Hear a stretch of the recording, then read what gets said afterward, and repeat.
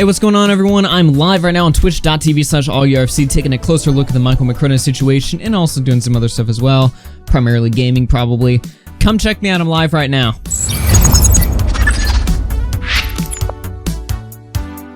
For the past 4 years, Michael McCrudden has been a really big topic on YouTube. A lot of people have a lot to say about Michael McCrudden, and most of that being negative. But who exactly is Michael McCrudden? Well, you're probably already familiar with him, but he's the guy who runs the Before They Were Famous YouTube channel, where he talks about celebrities, YouTubers as well sometimes, mostly celebrities, and he talks about what happened before they were famous, after they were famous. But one of his more controversial series is Before They Were Gone, which used to be called Before They Were Dead, where basically he talks about a celebrity that just died and essentially capitalizes and cashes in on the topic right when it's hot, right while it's relevant. And you can kind of see why people might have an issue with this. He's done it multiple times. He's done it with XXXTentacion, Juice WRLD, basically any celebrity that has died that's relevant enough, he'll talk about and he'll document kind of their life. You know, it's not very in-depth stuff, and I think that's what really makes a difference in this whole situation, right?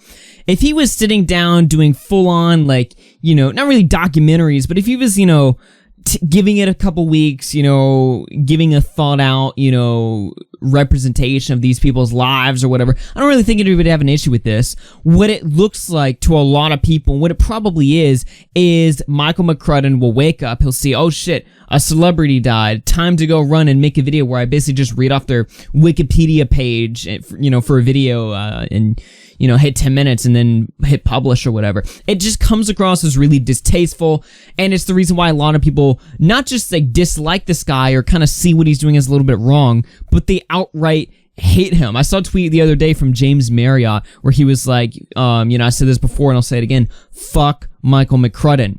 You can kind of see a lot of people, especially within the YouTube community, just have a complete distaste for this guy because, you know, he takes, you know, people's deaths and he just immediately like milks it. Even if he's not monetizing it, it still just comes across as like a massive attention grab and people don't like it. Now, here's my philosophy on this, right?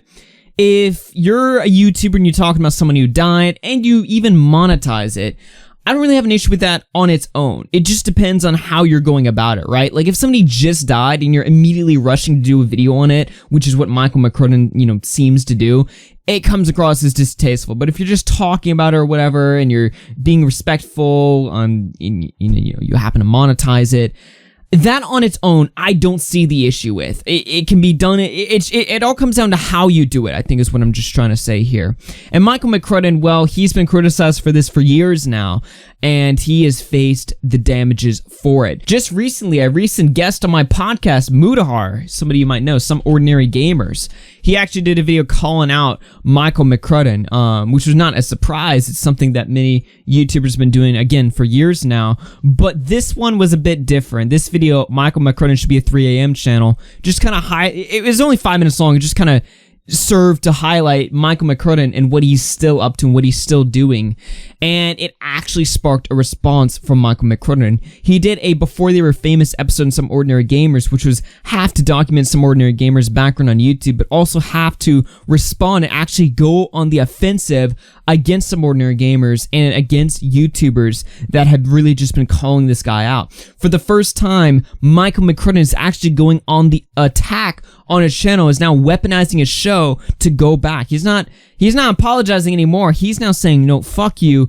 I'm gonna keep doing this. What I did was respectful, and you're gonna pay the crime. The reason why he's particularly relevant, again, is because of his recent documentary on George Floyd, the man who was brutalized and murdered by the cop, which has sparked all types of protests and riots across the nation. Again, I'm not gonna talk about all that stuff because I've said, you know, in my prior video yesterday, this channel's really not the place to be talking about that. People were pissed as hell at this documentary. It's only 7 minutes long. He doesn't really go into much detail about George Floyd. He just kind of reads it off. He just kind of, you know, tells you George Floyd, here's some basic facts about him for 7 minutes. There you go. he words it as like a biography, but how much can you really go into somebody's life when it's only 7 minutes long? This is clearly just an attention grab. And I don't think it's really unfair to say something like that.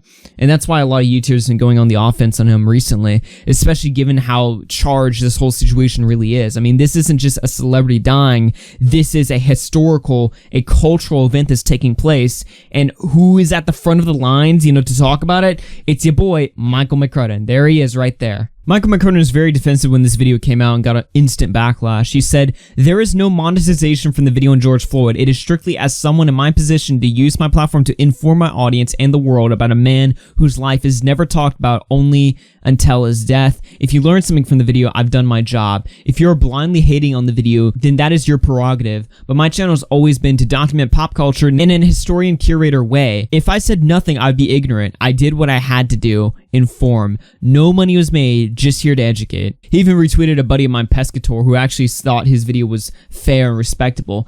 To each their own. This just comes off to me as like a major cash grabbing move. I don't get offended when I look at a guy like Michael McCrudden. I don't get like, you know, super defensive where I think this guy needs to burn or something like that. I just look at this guy as what he is. He's just kind of pathetic. If you look at his channel, you know, especially, we can just pull it up right now, recently, his channel is just, it's dead. He has 3 million subscribers, but he put out a video an hour ago on Scarce, 2,000 views in the first hour. That's something like I would get in the first hour of my views on a channel of my size, yet here he is much larger. 17,000 views, 30,000 views, 23,000 views. Ironically enough, the only video that was able to pop 100K in this list so far, at least recently in the last week, was the George Floyd video, and it's pretty easy to tell why. Was 100K views really worth it, Michael McCrudden? That's just my point of this. I don't get like upset to the point where I'm just like, this guy needs to pay. I just kind of look at it as like, dude, you're kind of pathetic, man. Like, do you really, like, you couldn't just wait a couple weeks, or you couldn't really just, you know, spend a little bit more time and really make a project worth sharing? Like, this isn't, again, it's not like he's doing like an in-depth biography. He's just making a quick video for, you know, quick attention, really. And I just look at, I have to look at this and laugh. Like, wow. You know, that's what I mean, man's gotta do what man's gotta do, I suppose. It's just kind of funny, kind of pathetic, and kind of slimy. And it's also funny how he's like surprised at the backlash, right? Like he didn't expect this to happen. I'm not gonna go too deep into the Mudahar video on this, you know, video right here, but there is something he says right at the start that I think is actually reflective of what he's thinking. Now, for the past 2 years, I've put a ton of work trying to distance myself from negative and petty feuds with other YouTubers, but seeing as the whole world's gone to shit, I just said, F it, let's get her done. Plus, the last time this happened, well, I didn't stand up for myself, and it had a long-term effect on this channel. That's actually pretty fascinating, because really it was when XXXTentacion died, and he did a lot of videos on that people really called him out around this time 2 years ago. That's really when it, you know, all came crashing down on Michael. And if you look, like, let's find a video real quick.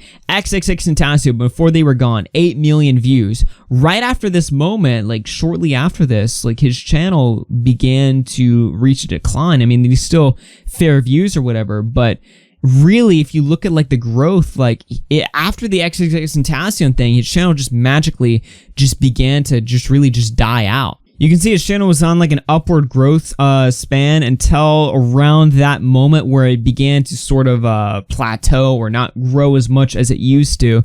I'm kind of curious if YouTube kind of stepped in and, you know, cut off the natural growth to his channel, kind of like how they did to Leafy or Keemstar back in the day, if you know what I'm talking about. Because something ain't right here. He definitely took a hit from that stuff. I'm wondering if YouTube just really didn't want one of their creators just milking every celebrity death. Like, it wasn't just a one-time thing. It was constant. Every time somebody would die, he'd just be there at within hours of the person dying, just being like, yo, Michael McCrudden here, before they were famous, before they were gone. It would just really became like the piss stain of YouTube. And I think the creators on YouTube, they had enough of it, and I think YouTube themselves had enough of it. Again, I don't mean to get all outragey over here. I just wanted to kind of talk about this because it, you know, it shows like some creators are just really just desperate for views and clicks, and I don't get mad at these people. I just kind of want to highlight it and show just how pathetic some people really are. Like, you know, if you really value your craft, you know, put some time into it. I mean, I don't really, look, my videos are just me talking on OBS in front of a camera, and that's really all I care to do.